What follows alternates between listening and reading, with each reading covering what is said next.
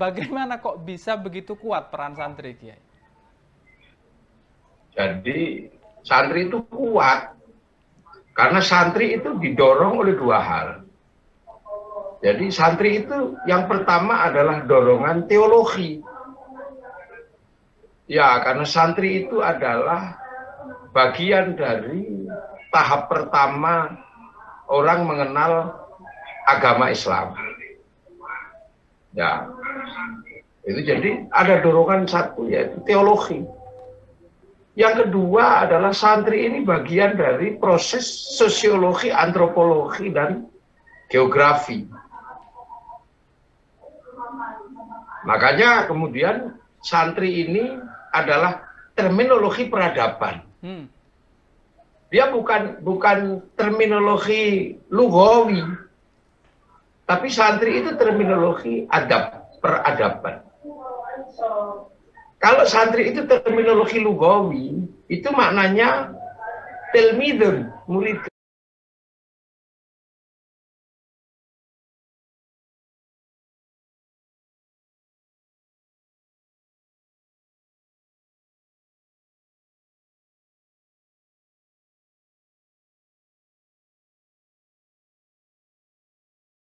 Kemudian pilihannya adalah penggunaan kalimat santri. Makanya santri sendiri itu bukan bahasa Arab. Jadi santri itu bukan bahasa Arab. Nah, dorongan teologi yang pertama dan yang lebih senior dari santri adalah kiai. Kiai itu terminologinya bukan terminologi ulama semata. Kalau terminologinya adalah ulama semata, maka dia akan disebut syaikhun, ustadun. Jadi punya fungsi mengajarkan ilmu agama secara tekstual. Akan tetapi begitu menggunakan istilah ketemu dengan peradaban di Nusantara, pilihannya bukan syaikhun ustadun, tapi pilihannya adalah kiai. Jadi kiai itu adalah kompleksitas peradaban, pertemuan antara nalar teologi uluhiyah dengan nalar peradaban, di mana agama itu akan bertemu dengan manusia setempat.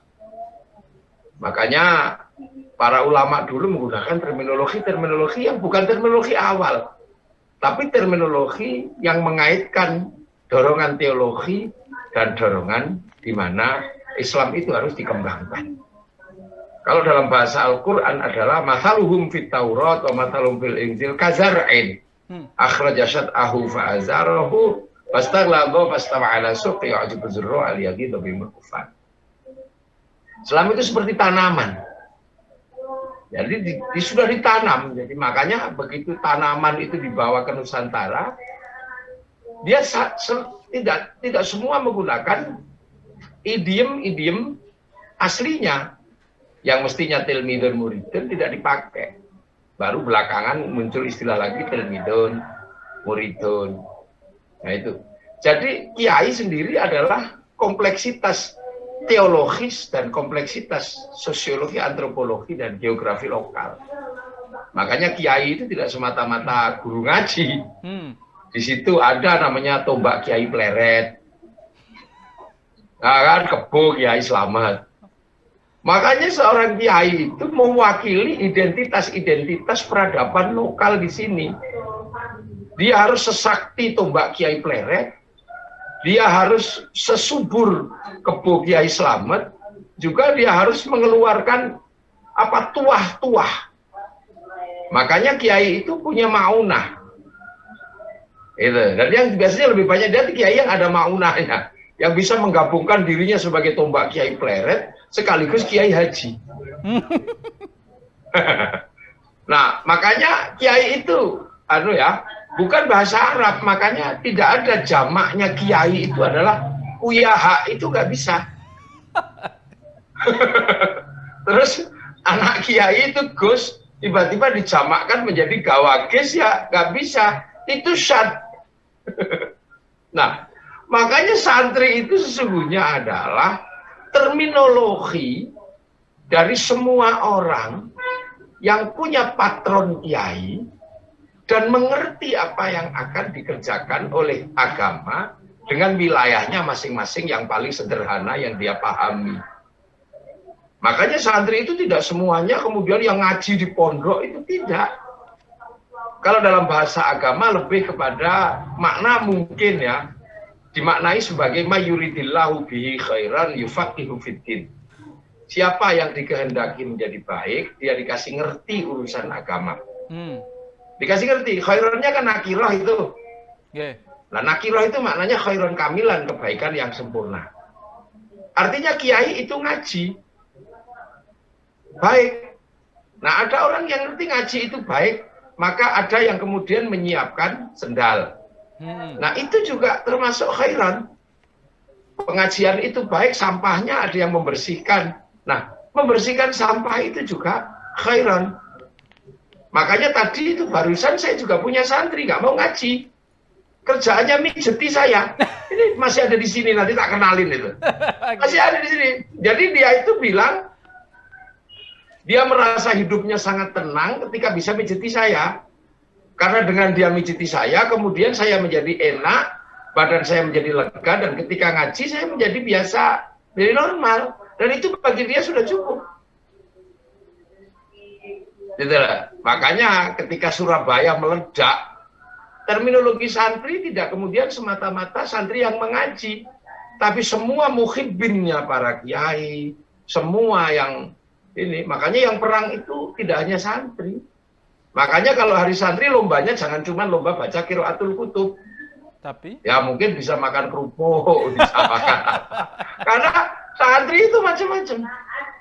Hari ini di tempat saya ada orang begitu mencintai saya.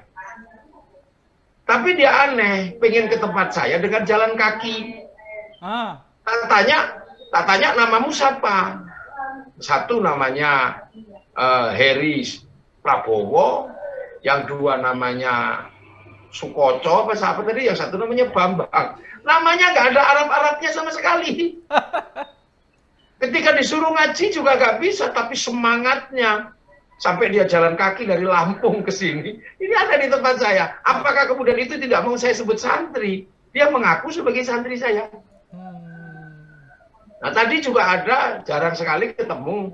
Ke sini semua rombongan. Mereka benar-benar selalu pengen tabarukan. Tapi katanya tadi belum sembahyang zuhur katanya.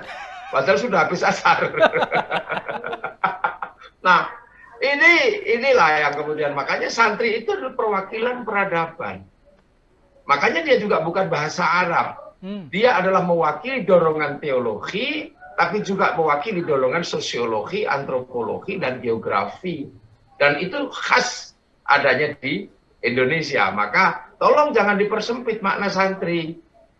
Jangan kemudian kayak Nur Sugi mau ngaku jadi santri, nggak diakui. Ya dia emosi.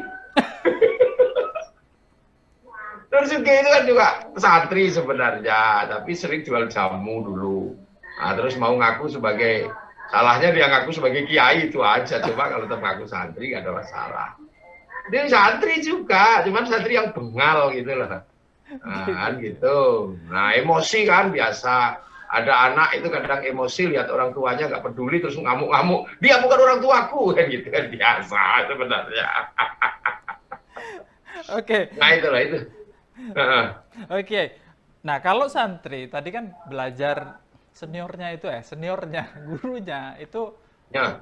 pertama gurunya adalah kiai.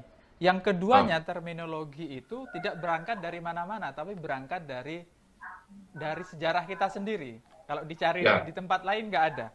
Nah, bagaimana bisa kalau di masa lalu misalnya, ini kita kan dipercaya, santri itu dipercaya mempunyai nasionalisme yang kuat.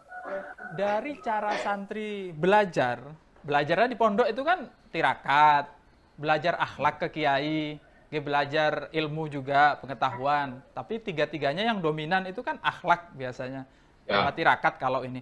Kok bisa timbul nasionalisme yang tinggi di dalam santri sekarang? Yang menyebabkan, ya Indonesia aman lah, karena santrinya banyak dan nasionalis semua. Ya, jadi gini. Jadi tolong channelnya ini ya, jangan muka saya aja yang kelihatan. Muka hostnya juga kalau bisa kelihatan. Jadi saya ngomongi sama enak. Saya ini lagi ngomongi sama santri saya sendiri. Soalnya. Tolong, ayo tolong. Saya diperlihatkan. Jangan. Biar gak. Iya, diperlihatkan hostnya. Jadi enak ngomongnya. Sudah Kiai. Ini kan kayak Wong Bambung ini ngomong sendiri saya. Ini sudah kelihatan di YouTube ya. Ya, nah sekarang udah keluar. Oke. Sudah, ini hostnya ada. Jadi kamu jangan tolak-toleh. Ini saya lagi. Jadi santri itu makanya di masa pandemi. Di masa pandemi ini saya ini termasuk yang agak ngeyel. Tolong santri itu masukkan ke pesantren. Nggak bisa santri itu daring. Persoalan nanti di pesantren dia sakit ya diobati, ternyata sembuh. Kenapa? Karena terminologi dasarnya tadi adalah dorongan teologi. Dorongan teologi itu artinya apa? Kiai itu ada konsepnya. Ada terminologi khusus.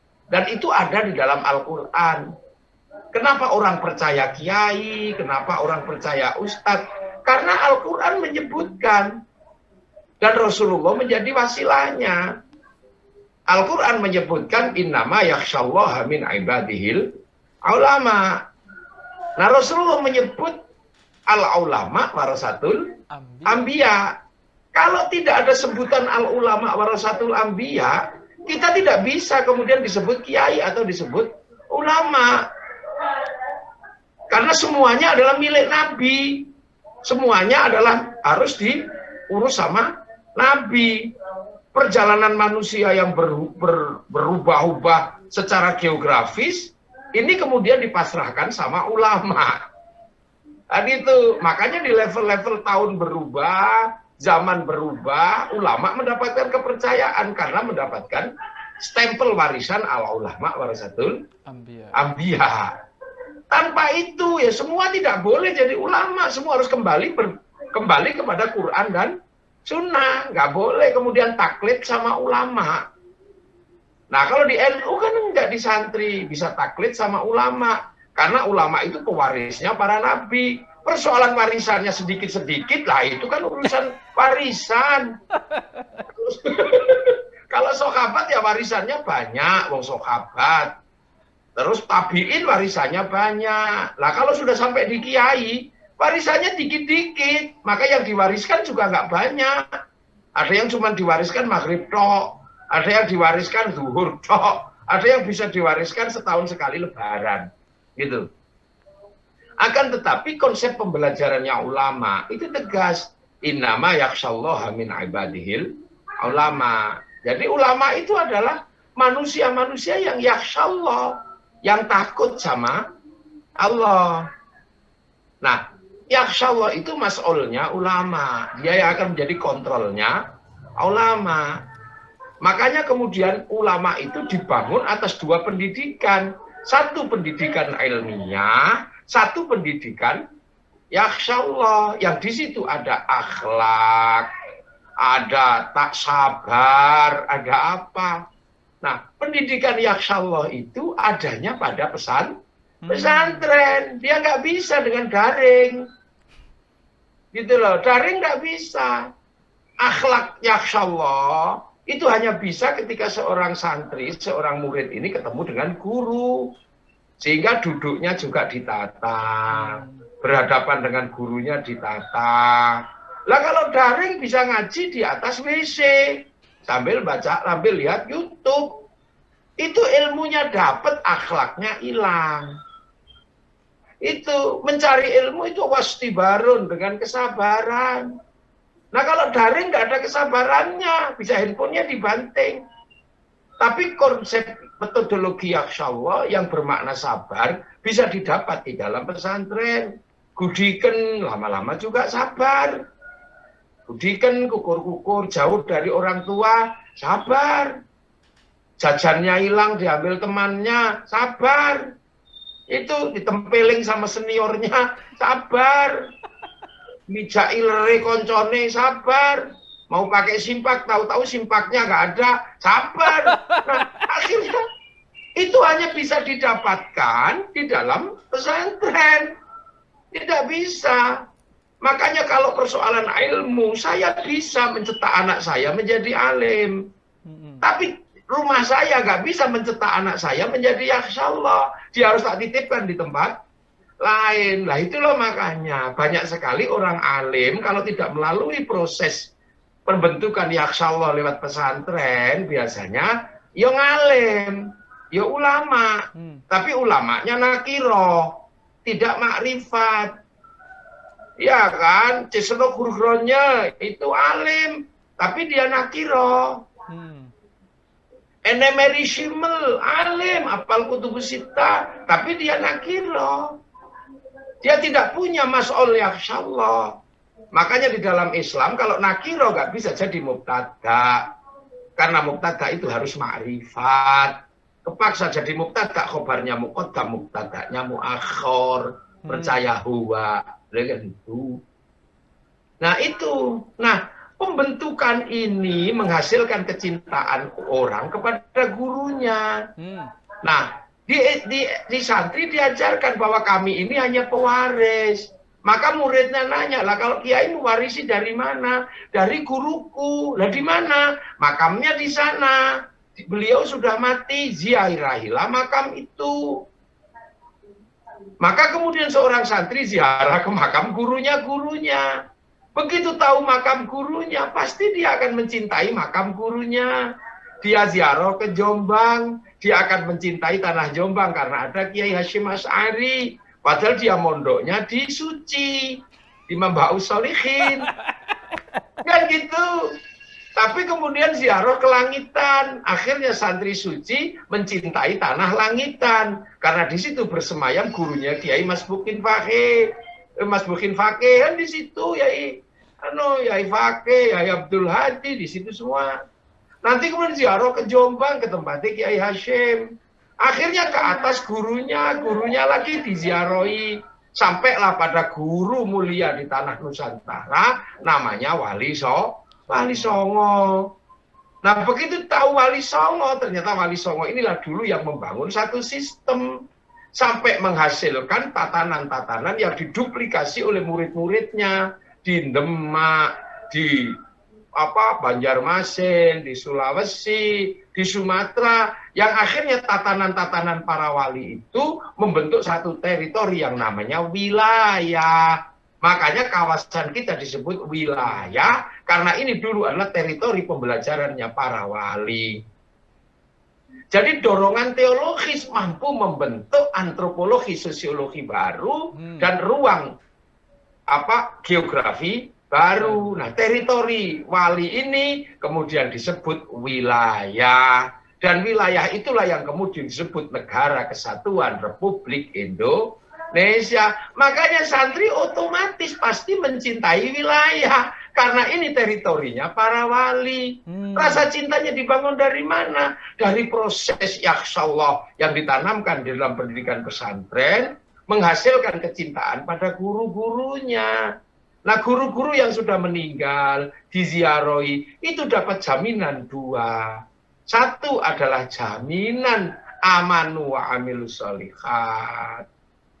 Kan gitu, jaminan amanu wa amilus sholihat. Amanu wa amilus sholihat itu apa? Yang menjamin ahsani takwim. Manusia akan tetap baik, hidungnya nggak rusak, tidak saling bunuh ketika amanu wa amilus sholihat. Nah, amanu wa amilus sholihat sebagai penjamin teologisnya ahsani takwim akan dijamin oleh sebuah sistem sosial yang kemudian dikenal dengan nation state yang dalam konsep Al-Quran disebut wahadal baladil amin. Bangsa dan negara yang aman inilah yang akan menjamin ahsani takwimnya manusia dan aman wa amilus sholihatnya manusia. Kalau itu paralel, falahum ajrun ghairu mamnun, dapat pahala yang tidak putus, barokah kaono enteke. Makanya santri pasti menjaga baladil amin karena kesadaran penjagaan terhadap keamanan bangsa dan negara adalah yang menjamin laqad khalaqnal insana fi ahsani taqwim. menjamin aman wa amilus sholihat. Semenanjung Arab, Aksani Takwim, bagus-bagus manusianya, ganteng-ganteng, tapi rusak. Aman wa amilus sholihatnya bagus-bagus, pinter-pinter, tapi rusak. Kenapa? Tidak dijamin oleh baladil. Amin. Tidak ada jaminan keamanan bangsa dan negaranya.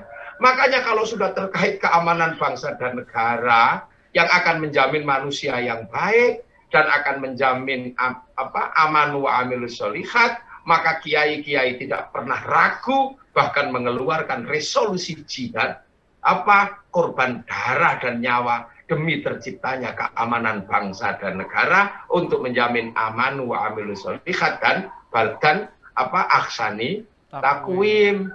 Makanya waktu itu kalau dilihat dari resolusi jihad itu sendirian. Islam itu kan banyak, tapi kenapa ketika resolusi jihad kok NU sendiri? Kan gitu. Karena kelompok-kelompok Islam yang lain waktu itu masih berselisih tentang Baladil Amin Indonesia. Ada yang masih belum terima Pancasila, ada yang masih Pancasila dengan bersyarat. Bahkan sama NU sudah hafal, udah dikumpulin kok sama NU. Manusia-manusia Islam yang merasa terbaik, ya'lu wa la yu'la alaih, sudah dikumpulkan sama NU, sama Kiai Hasyim, bikinkan MIAI, Majelis Islam A'la, kurang apa. Jadi NU itu udah hafal kelakuan orang-orang yang mengaku ya'lu wa la yu'la alaih itu. Makanya NU itu berani bersikap berbeda walaupun sendirian, karena NU sudah memfasilitasi. NU berani walaupun tidak ikut 212. Kenapa? NU wis pengalaman. Organisasi Islam pernah dikumpulkan dalam Majelis Islam A'la. Sudah pakai tafdilnya ya'lu wala yu'la, pakai A'la. Kurang apa? Kemudian mereka ribut. Kenapa? Karena kemudian mereka minta harus ada musyawarah di kalangan ya'lu wala yu'la ini. Akhirnya dibikinkanlah Masyumi, Majelis Syuro. Itu MIAI itu tahun 37. Kemudian sekitar tahun mendekati akhir-akhir 40-an awal itu ya, itu didirikanlah Masyumi, Majelis Syuro. Tapi kan problemnya orang-orang ini kan bukan pada ya'lu wala yu'la alaih, bukan pada amanu wa amilus sholihat, bukan pada aksari takwim, tapi orang ini selalu bermasalah. Ketika atiullah masih mau bersama, wa atiur rasul mau bersama. Tapi kalau sudah ulil amri minkum, kumnya dia sendiri, dia nggak mau dengan yang lain.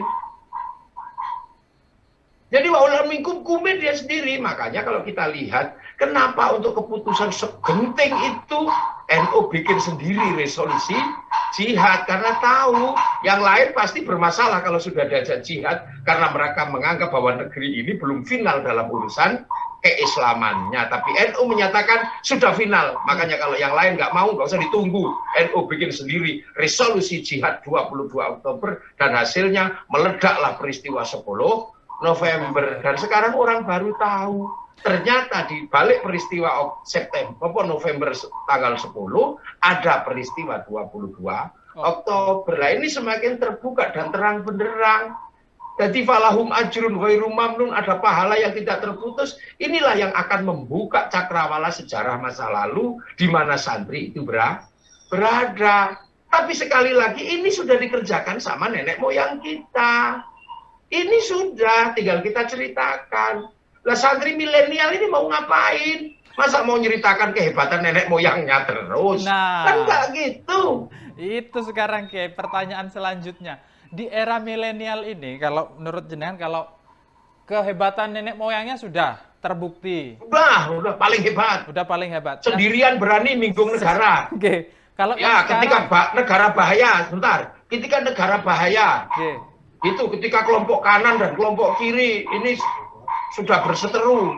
Tapi kelompok kanan semakin ribut persoalan bangsa dan negara. Kiai berani kok keluar dari Masyumi, keluar dari Sawadil A'zam, malah gabung sama PKI di Nasakom. Demi apa? Demi menjaga keamanan bangsa dan negara yang mampu menjamin manusia yang baik dan agama yang baik. Jadi kalau sudah sama NU, jangan nanya. Tahun 81, Ketika NU digencet oleh Orde Baru di dalam P3, tapi begitu negara butuh, bangsa butuh Pancasila sebagai asas tunggal, siapa yang bela di negara? Kalau bukan NU. Yang terima asas tunggal siapa? Itu sudah dilakukan oleh nenek moyang kita. Jadi kita ini punya kebanggaan sejarah yang luar biasa dan kita belum pernah berkhianat di NKRI. Belum pernah sekalipun Kiai berkhianat. Santri berkhianat terhadap NKRI, belum pernah. Jadi kalau berbicara tentang keamanan bangsa dan negara, kenapa mereka masih bisa berteriak demokrasi padahal mau ganti khilafah? Kenapa mereka mentohutkan negara, tapi masih bisa menikmati kenyamanan Indonesia? Karena masih ada santri, masih ada NU. Gitu loh. Makanya saya mengusulkan besok, harus ada slogan yang dirubah oleh TNI Polri. TNI Polri tidak lagi bersama rakyat.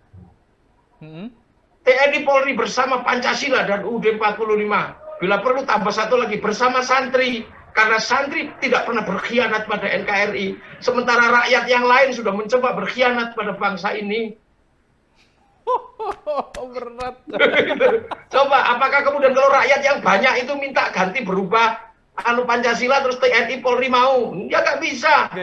Siapapun makanya harus mulai keras itu. Kalau ada yang mau mengganggu keamanan bangsa dan negara, tembak aja, jangan ribet. Ayo.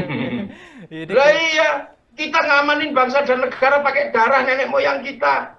Pengen merah putih pakai darah nenek moyang kita. Loh, ini malah ada yang mengatakan Pancasila harus diganti, merah putih harus diganti. Ini yang orang nggak pernah tahu. Itu dulu korban nyawa. Korban darah, sekarang cuma minta angkat tangan aja mereka ributnya luar biasa. Itu pasti zaman perang, nenek moyangnya Bandar Dadu itu, nggak pernah ikut.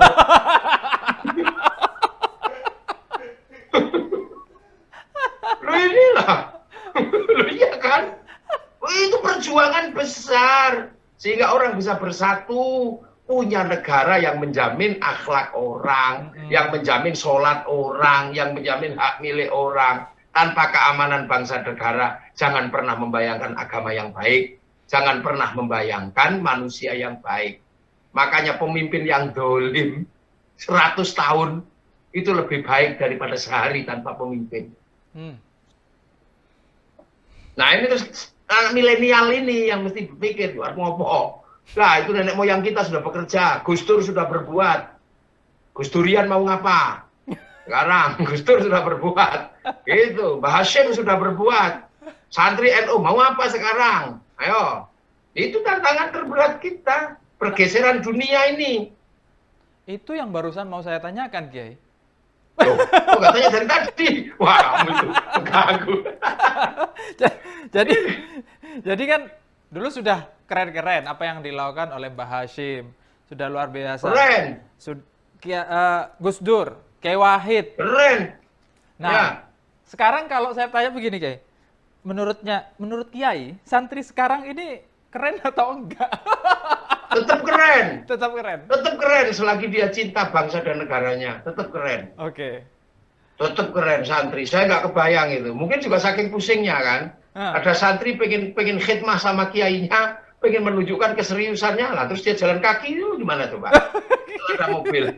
Ini kan gaya santri zaman all ini. Santri zaman all. Zaman all. Mau kenal sama santri zaman all? Ini sini. Nih santri ini yang jalan kaki menelusuri jalan deadless ini yang sampai ke sini. Nah sini tak suruh sini nanti biar dia ngomong sendiri ya. Nah kemana tadi santrinya? Wah masih ke warung katanya. Biarin Kiai. Nah, nanti biar ada sesi lagi. Gini nih. Jadi dulu waktu mengakhiri era. Jadi dunia ini ada eranya. Gitu. Jadi dulu dunia itu berada di ruangnya masing-masing. Eropa di pulaunya, Indonesia di pulaunya, Arab di pulaunya. Tapi kemudian mereka keluar pulau karena kebutuhannya yang sudah semakin meningkat. Kemudian ada sejarah besar, Edict of Demarcation, pengembaraan Spanyol dan Portugis. Kemudian ada yang namanya Tratatus de Tordesillas, Eropa berbagi atas negara dunia. Dan itu, Indonesia berbagi atas negara dunia. Kemudian ada Saragossa, di mana dunia dibagi. Nah ini santri yang jalan kaki nih. Nah ini. Ya. Coba. Ini yang jalan kaki nih, coba sini. Nah ini yang jalan kaki nih. Wah ini Mas Banser. Mas Banser, teman-teman di manapun Anda berada, ini yang sedang sama Gus Muafik, ini adalah santri dari Lampung gitu tadi. Di Lampung. Dari Lampung. Bisa di situ aja nggak apa-apa, Mak, Cak. Oh di situ aja. Oke, di situ aja. Sebentar nah, aja. Ini. Mungkin ini apa asmane sinten namanya? Oh ini kok lugu-lugu. Ini namanya siapa? Heri. Saya Heri Prabowo. Oke, Bapak Dari Demak. Oh, Bapak dari Demak. Mas Heri yang dari Lampung. Ini dari Lampung. Saya yang dari Lampung. Sampai ngopo jalan itu mau ngapain ke Jombor? Coba, kenapa mau ke Katanya Jombor? kangen sama kiainya. Oke, mau ini Mas. Berapa hari Mas? 20 hari nyampe di wilayah sini Jogja. Mimpi apa sampean kok sampai mau jalan kaki ke situ? Sebenarnya kalau dari mimpi nggak ada, cuman ada niatan ya pengen silaturahmi kepada ulamanya dan meneruskan perjuangan yang penuh ikhlas di perjalanan. Oke, mantap, luar biasa ini. Kalau saya biasanya kalau lagi kangen diimpeni Mas, diimpeni disuruh ke Jombor. Nah, ini. Bapak, oke, sinten Bapak asmane saking Demak nggih? Di Nggih, kalau di situ anu Pak, di ke Jogja nopo anune? Jalan kaki. Jalan kaki juga saking Demak. dari Pekalongan ke Jogja. Saking Pekalongan ke Itu Jogja. kakinya bengkak, Jal. Melepuh sudah kakinya. Kalau ini, kakinya ini coba. sebelahnya masih kelihatan. Nah ini kakinya ini nih. Oh ini melepuh ini loh. Oh, sampai melepuh. Waduh. Iya. Ini belum ada apa-apanya sama 10 November. Waduh, iya itu mengingatkan kita sama 10 November. Nah ini yang sebelah ini. G. Kalau yang pasnya sebelah niku Kita. ora kelihatan, Mak. Ah, itu, Mak. Ah. Mas, sinten asmane Mas namanya? Allah Sabto Pujoyoto, saking Purbalingga. Dari Purbalingga. Sabto Pujoyoto Purbalingga. Jalan kaki juga, Mas? Jalan kaki. Waduh. Ini santri zaman old nih. Iya kalah santri Jakarta.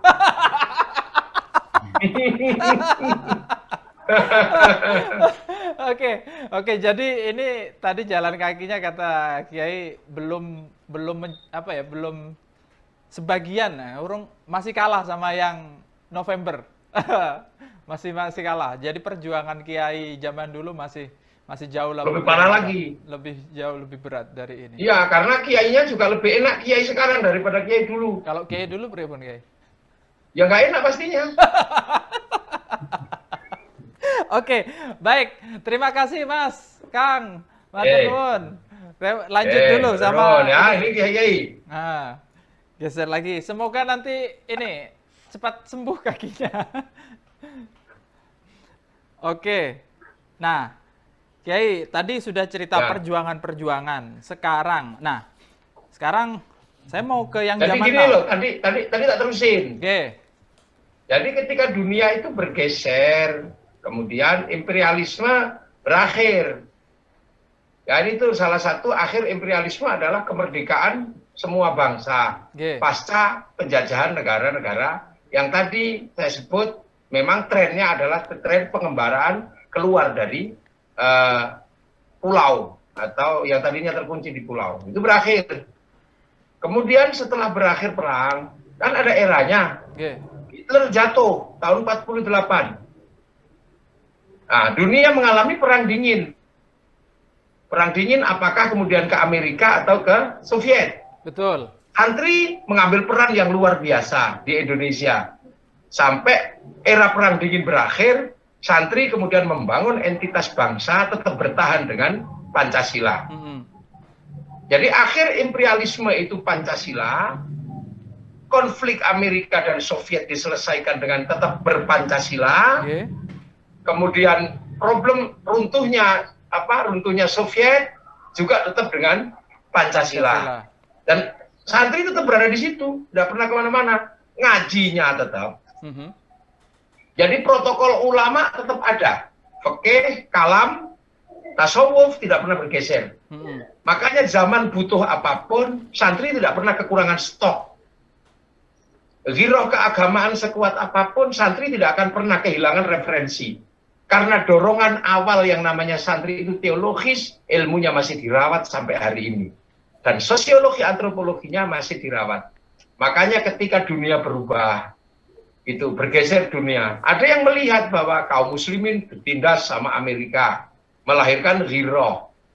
Girohnya besar orang-orang karena merasa ad-dunya sijnul mu'min wa jannatul kafir. Girohnya gede. Nah, tapi giroh itu tidak di Indonesia ada yang tidak diikuti dengan dorongan pengetahuan yang mapan. Karena apa? Mereka tidak merawat melalui cara pesantren. Kan gitu, ya kan? Kelompok-kelompok yang girohnya tinggi ini kan tidak merawat pesantren. Jadi ketika kebutuhan girohnya semakin gede, stoknya nggak ada. Jadi girohnya besar, stoknya nggak ada karena kaderisasinya nggak jalan nih, Nggak jalan. Beda dengan pesantren. Pesantren ketika girohnya gede dalam kondisi apapun, stoknya masih ada karena pesantren kaderisasinya tidak pernah putus. Nah, yang tidak punya kaderisasi tapi girohnya tinggi karena dia bisa melihat jendela dunia, tapi dilihat dari sisi kelemahan kaum muslimin maka girohnya gede, tapi stoknya nggak ada. Lahirlah yang namanya black market religion, pasar gelap agama. Makanya kemudian banyak ustadz dadaan, banyak apa, karena memang nggak punya stok. Jadi jangan heran, makanya kemudian banyak yang baru hafal hadis 2, tiba-tiba seolah-olah bisa mengalahkan Kiai Hasyim Asy'ari yang hafal Kutubus Sittah. Jadi itu kondisi real. Itulah. Nah, perjalanan santri berikutnya adalah ini sudah puncak dari pertarungan apa yang dulu diakhiri oleh imperialisme. Apa? Pertarungan antara Eropa, Amerika, yang dalam bahasa kerennya adalah antara Anglo-Saxon, antara konsili dan antara West English dan antara Shanghai Corporation. Nah, ini kan pertarungan milenial. Pertarungan gede, permainan saham, permainan apa. Kan gitu. Ini sudah sampai di dunia baru. Dunia yang mengerucut pada pemain-pemain besar yang kemudian tidak lagi melibatkan bangsa atau negara, tapi sudah melibatkan kelompok-kelompok strategis. Pemilik uang sudah keluarganya Rothschild, Rockefeller. Itu kan, pemilik informasi dunia sudah keluarga besarnya Google. Mesin pencarian sudah keluarganya Mark Zuckerberg. Yang itu sudah dunia baru. Itu. Tapi kan kemudian kita tetap bisa berjalan. Kenapa? Karena syariat kita mengajarkan bahwa syariat harus terus berjalan. Yang ilmunya banyak silakan bermadhab. Yang ilmunya tidak banyak silakan taklid. Ibaratnya kalau bekalnya kurang di perjalanan silakan gandol truk. Kan gitu. Nah itu bisa, tapi sebagian kan nggak bisa mengikuti itu. Karena ilmunya kurang, tidak boleh ikut taklid, tidak boleh bermadhab. Makanya lebih sering kembali ke asal, maka muncul gerakan kembali ke zaman Rasul. Kan gitu. Nah itu juga masuk juga ke NU. Di NU ada kelompok-kelompok yang tidak bisa mengikuti perkembangan zaman. Akhirnya emosi kembali kepada NU Kiai Hasyim Asy'ari. Ini sebenarnya yang mirip. Bisa dipahami kan? Nah ini bisa dipahami. Loh makanya sekarang banyak juga yang dimundurkan. Ini era demokrasi dimundurkan kepada khilafah. Ini era obligasi dimundurkan kepada bank haram atau riba. Terus kan mundur-mundur. Tapi santri kan tidak pernah mundur. Santri kan terus maju. Dan gitu. Nah, ketika dunia milenial ini, kalau santri nggak paham, kan tinggal taklid ke kiainya. Lo kan enaknya di situ, makanya selamat. Itu loh Mas, selamat. Makanya istilahnya gandolan sarungnya kiai. Nah, gandolan sarungi kiai itu kan bahasa lokal yang sebenarnya cerminan dari bahasa teologi. Karena sarung itu sebenarnya adalah dulu berupa jubah. Jubah dari Arab, masuk ke Nusantara, nggak bisa dipakai nanam padi. Jubah itu dipotong. Potongan jubah tidak boleh hilang identitas syar'inya. Maka potongannya dikasih nama syar'un. Nah, orang Jawa dulu nggak punya huruf ain, punyanya monggo botongo. Maka sar'un menjadi sarung. Saruan menjadi sarungan. Loh. Inilah problemnya. Loh, makanya santri akan terus bergerak ke depan. Nah, pertarungan milenial, pengambilan resources antar bangsa dan negara yang tadinya menang dalam imperialisme, sekarang pertarungannya adalah pertarungan resources. Betul. Resources dunia baru. Dan resources itu menghancurkan seluruh bangsa. Yang kalau bangsa itu hancur, tidak lagi ada jaminan keamanan manusia, tidak ada jaminan keamanan agama. Makanya dalam era seperti ini, santri gencar berbicara tentang kebangsaan. Karena batas milenial adalah bangsa. Jadi sehebat apapun orang Indonesia kalau pergi ke Arab, dia ditanya paspornya mana. Itu batas milenial. Walaupun ATM-nya bisa tidak dirubah. ATM-nya bisa ngambil uang real, walaupun tadi masuknya adalah rupiah. Itu sudah dilewati. Tapi batas teritori negara ini harus dibangun biar orang tidak lupa. Loh, makanya sekarang banyak sekali berbicara kebangsaan. Dan Indonesia butuh pertarungan kebangsaan. Malaysia memulai dan lebih sederhana. Serahkan kembali santrinya pada si Upin dan si Ipin. Nah kan itu yang dulu saya ceritakan. Saya sudah ngerancang itu cukup lama. Kenapa? Saya sudah dikasih tahu bocoran-bocoran langitnya ada. Oke. Iya, santri ke kiai kan mesti begitu. Kiai kan tidak seharusnya baca buku terus. Makanya kadang saya sampaikan sesuatu ditanya bukunya mana. Emang kiai itu ada perwakilan kiai pleret kok, tombak. Ada perwakilan. Lah yang tiba-tiba kiai selalu ditanya referensinya mana. Terakhir saya ribut gara-gara ditanya referensi. Ada orang nanya, kiai, ini orang ateis dari Jerman, yang paling rasional di dalam Islam itu apa? Saya sudah ketemu kiai manapun, nggak ada yang bisa jawab. Akhirnya saya jawab yang paling rasional, dan dia sekarang muslim sehat. Saya tanya yang paling masuk Islam di Islam itu apa? Yang paling masuk akal? Saya jawab, sholat gerhana, saya bilang. Sholat gerhana? Sholat gerhana yang paling masuk akal. Karena di zaman Rasulullah teleskop belum ada. Dan kesepakatan bumi bulat juga belum ada. Tapi Islam sudah mengajarkan sholat gerhana itu 2 rakaat. Kenapa? Dari dalam satu rakaat itu 2 kali ruko, kan? Dalam 1 rakaat kan 2 kali ruko itu sholat gerhana. Kenapa dalam 1 rakaat kok 2 kali ruko? Saya bilang, kalau 1 ruko itu 90 derajat sudutnya. Tapi kalau 2 kali ruko itu sudutnya 360 derajat. Kenapa harus sudutnya 360 derajat? Karena gerhana itu sudutnya 360 derajat. Lurus antara bumi, bulan, dan matahari. Dia jadi muslim, malah saya ditanya, referensinya apa Kiai? Memang saya ini disebut Kiai kok. Kalau saya menyebut Ustadz, tanyalah referensinya. Tapi kalau Kiai kan referensi yang lain kan banyak. Karena Kiai itu mewakili Kebu Kiai Slamet, tombak Kiai Pleret. Yang kadang mau di timur. Inilah makanya Upin Ipin dimulai. Sekarang kemudian era terakhir gagal obligasi. Itu kan gagal obligasi, nggak bisa beli, Amerika nggak bisa nyaur utang. Itu cukup aja dia bikin kiamat 2020. Kan gitu, apa itu film yang di launching tahun 2012, di mana bangsa Amerika kiamat kemudian geser ke Cina. Kemudian pergeseran teknologi dari Amerika ke Cina difilmkan dalam film Mortal Engine. Kemudian bentuk menyerahnya Amerika kepada Cina diterima oleh Cina, bikin film The Forbidden Kingdom, di mana tongkat Sun Gokong yang menyerahkannya adalah anak dari Amerika. Loh ini kan sudah sebenarnya. Nah di era milenial ini kita sekarang ini sedang dibicarakan bangsa kita jangan sampai pecah. Karena apa? Ini yang akan menjamin generasi berikutnya. Dan itu harus dimulai semenjak tahun 2020. Jadi era ini memang era menjaga bangsa. Bukan era kemudian dapat apa menjaga negara, tapi ini adalah kepentingan manusia masa depan, jaga kedaulatan bangsanya. jaga nation state-nya. Itu yang bisa kita lakukan hari ini.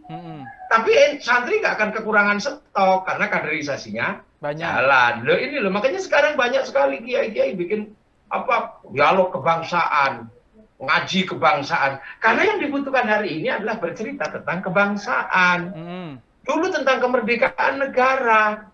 Setelah kemerdekaan negara, sekarang berbicara kebangsaan.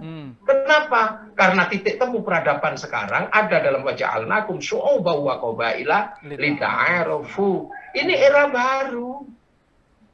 Itu era baru. Kalau mau detail ke rumah nanti saya jelaskan. Siap. Iya kan?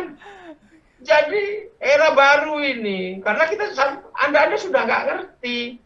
Gitu loh, sudah nggak ngerti. Duitnya Anglo-Saxon sekarang di mana, duitnya konsili di mana, duitnya Shanghai Corporation di mana. Udah nggak ada yang tahu. Ini yang akan menata dunia baru. Corona hanyalah finishing touch dari peradaban milenial. Ini finishing touch-nya aja. Makanya nanti ada ke rumah lah. Ini 164 channel ini ke rumah. Tak kasih film yang lebih bagus. Kita diskusi. Siap, Ki. Nah, ini terakhir lagi. Tadi kan bicara ini, nasionalisme sudah. Sering ada pertanyaan begini sampai ke saya. Ini saya nggak bisa jawab, jadi harus kiai karena santri kan cuma menampung pertanyaan dari luar, tanyanya ke kiai. Nah, seolah-olah di dalam membangun kebangsaan kita NU atau santri ditugasi menjaga untuk perdamaian dan itu sudah selesai. Dilakukan terus-menerus, tapi seolah-olah cuma dalam tanda kutip diberi kewenangan, ya sudah di situ saja. Tapi di sektor-sektor saham misalnya, di sektor-sektor industri yang cukup menjanjikan, yang membuat kelompok lain itu secara perekonomian lebih mapan, itu seperti bukan menjadi wilayahnya atau bukan menjadi garapannya kelompok santri. Kalau Kiai punya pendapat bagaimana tuh? Belum aja. Yang harus dipersiapkan apa? Ya orang santri baru mikul bangsa, masa disuruh toel-toel cewek kan nggak mungkin. Orang lagi mikul, jangan disuruh ngerjain yang lain. Bangsa lagi dipikul, walaupun ada cewek lewat paling cuma sweet-sweet aja. Suruh jawil-jawil ya nggak bisa. Nah santri itu dari dulu tugasnya hari ini masih mikul bangsa. Dan gitu, ini lagi mikul bangsa. Nggak peduli orang lain mau apa, terserah. Tapi bangsa tetap kita pikul. Karena keselamatan orang-orang itu adalah ketika bangsa ini masih utuh. Kan gitu. Dan prinsip itu jangan lupa, santri juga punya mata rantai yang akan melompat.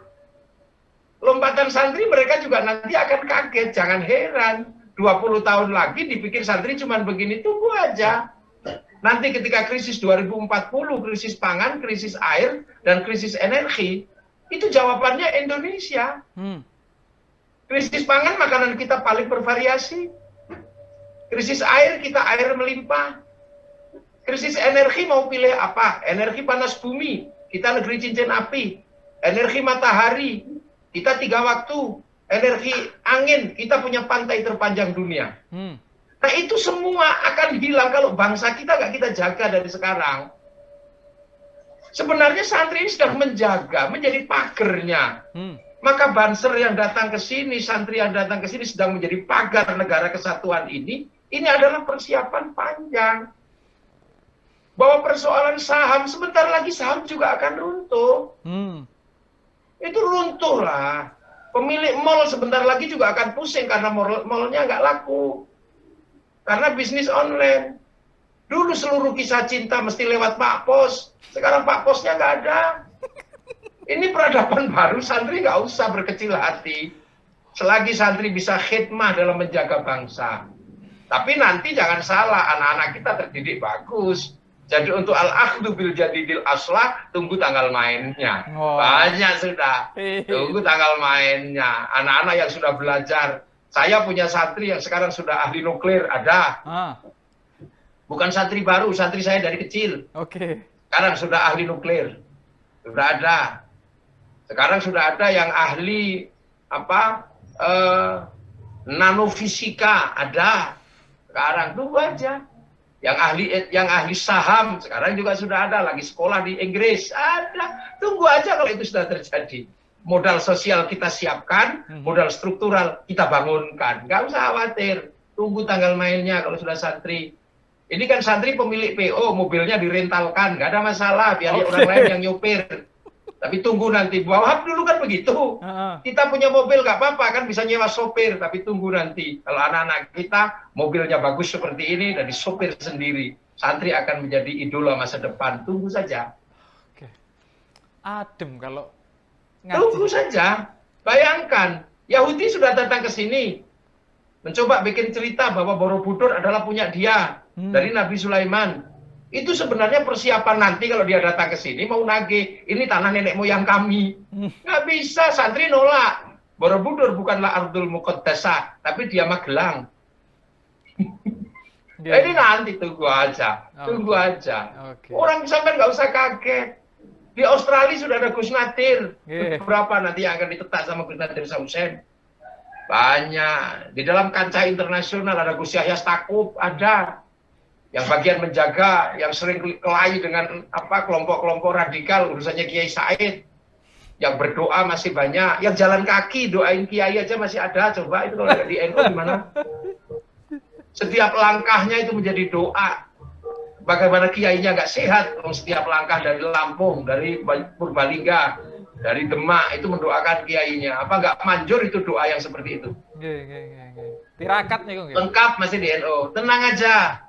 164 masih jalan, tapi hal-hal yang bersifat rahasia nggak bisa kita bicarakan di 164 channel. Datang ke Jogja. Harus ke Jogja. Ingat. Iya, jangan salah. Dipikir kiai itu urusan referensinya di dalam buku. Itu kan kiai santri itu representasi kekuatan kultural yang sistem online-nya tidak hanya di dalam perpustakaan. Sistem online-nya ada di dalam qaul rabbuna Allah tsumma istaqamu tatanazzalu alaihimul malaikah, ada di situ. Jadi nggak usah khawatir. Ya. Selama masih makanya saya masih tenang di bawah, nggak usah khawatir. Siap. Iya, tenang, kita masih di bawah, potensi kita masih cukup. Minta apa? Mau minta Jakarta, digerebek ada, sudah siap pasukannya. Mau minta Jakarta agar tidak banjir, kirim santri untuk ngurusi got Jakarta. 1 hari saya panggilkan bisa. Oh Pak, sekarang. Iya. Itu kenapa santri masih kalah berpolitik? Santri masih ragu, dia itu sopir beneran apa enggak? Maka ditinggal ngarit dari rumah. Tunggu aja tanggal mainnya, masih lengkap. Saya ini bagian ngelola sawah, bagian nanem, bagian nyangkul. Insya Allah masih utuh. Mau yang kepruk-kepruk masih ada. Itu masih ada lengkap. Cuman santri dan kiai ini kan sopan santunnya tinggi. Karena semua didasarkan pada innama yakhsyallaha min ibadil ulama. Proses ilmiahnya masih proses makrifat, tidak menggunakan proses nakiroh. Jadi suatu saat butuh mubtada, kita pasti banyak mubtada makrifat, tidak butuh mubtada nakiroh. Jadi tidak perlu khobar muqaddam, mubtadanya muakhar, nggak butuh. Kalau mau rofa, kita masih lengkap, masih punya pesantren. Jadi lirof imin hadomatun wawu alif kada kanun nun sabitun lamun khadid masih utuh. Domah pikirannya masih kuat, wawu kuat di bawah, temannya masih banyak. Alif kejujuran masih bisa dibentuk di pesantren, subutun nun keseimbangan masih ada. Sehingga ketika ada domah menghadapi isim mufrad masih berani.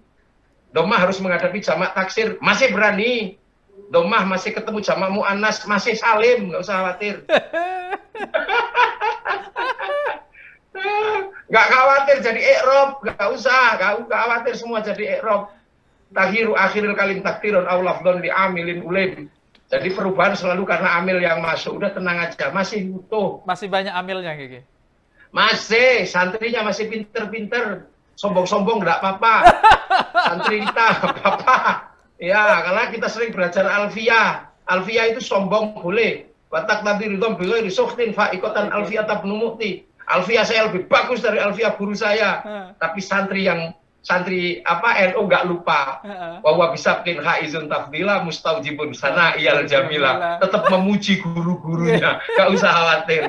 NU dan santri masih lengkap, tenang aja, urusan saya menyiapkan kader-kader, sampean bagian menunjukkan jalannya. Oke. Apa kebayang dulu gelimbang-gelimbung di rumah makan Indomie. Kan itu didikan saya kan sudah jadi sekarang host terkenal di Indonesia. Barokahnya Makan Indomie. Kalau kadang nangis, kadang apa Oh, sekarang. jangan jadi, dibuka di sini, Kiai. Ampun. Ampun. loh, nggak kebayang kan tiba-tiba menjadi host yang sangat terkenal Ini sekelas lagi. Kick Andy ini kan, Aduh. sekelas Najwa Shihab ini. Cuman medianya masih media NU, lebih gede daripada media yang lain. Tenang aja. NU tidak ngurusi subscribe. Jadi tenang aja. NU nggak peduli subscribe, kok dilihat subscribe-nya berapa. Tapi warga NU semuanya melihat. Nah ini kan bukti. Bayangkan mandi jarang dulu. Saya cuma bilang, Zal, jadi orang yang baik, sekarang bersih, bagus. Makanya saya nggak pernah khawatir di Indonesia. Stoknya masih banyak. Mau yang setengah sedeng di sini masih banyak. Mau yang sehat, yang berpikir Indonesia banyak. Ya, jadi itu yang bisa saya sampaikan. Hari santri tetap aman. Siap. Insya Allah. Matur nuwun atas waktunya, Kiai. Assalamualaikum warahmatullahi wabarakatuh. Teman-teman dimanapun Anda berada, kita sudah tiba di akhir acara. Demikian obrolan santai dengan Gus Muafiq. Banyak yang bisa didapatkan. Mau dapat bangga-banggaan atas masa lalu, oke. Mau pede-pedean untuk masa depan juga oke. Ngobrol sama Gus Muafiq adalah cara yang paling baik di dalam kondisi apapun. Galau boleh, putus cinta boleh, tapi di sini kita tidak cerita tentang itu. Karena itu berat urusannya. Matur nuwun.